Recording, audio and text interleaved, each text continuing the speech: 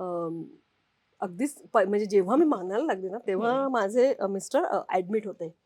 आणि मला कोणीतरी सांगितलं की तो परळला ऍडमिट होता की तू दादरला जा मठात वगैरे स्वामींच्या.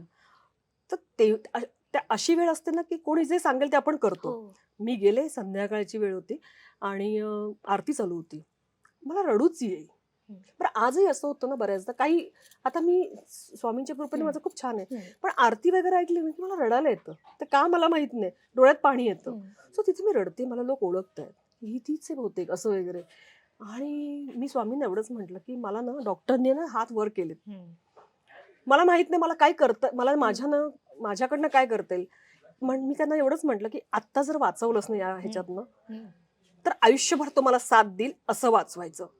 पण आत्ता बरं करून परत 2 वर्षांनी हीच परिस्थिती मला जर बघावी लागणार असेल तर मला आत्ता एकदाच रडव, एवढंच मी म्हटलं होतं तिथे. आई शपथ, मी हे वाक्य बोलून मी त्या मठातनं बाहेर पडले.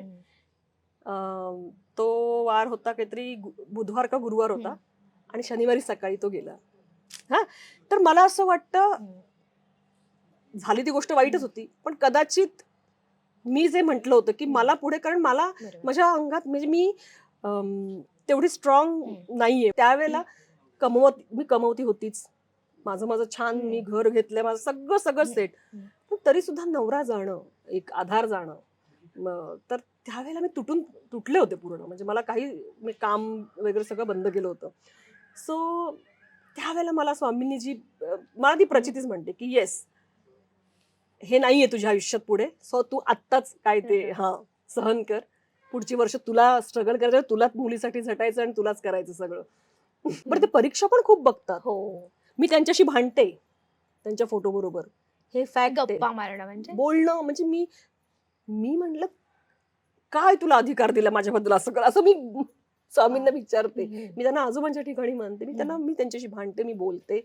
माझा पूर्ण विश्वास आहे की जे वाईट गोष्ट आहे ना ती माझ्यापासून ते दूर नेतात आणि जे माझ्यासाठी चांगलं असणार तेच माझ्यापर्यंत आणतात.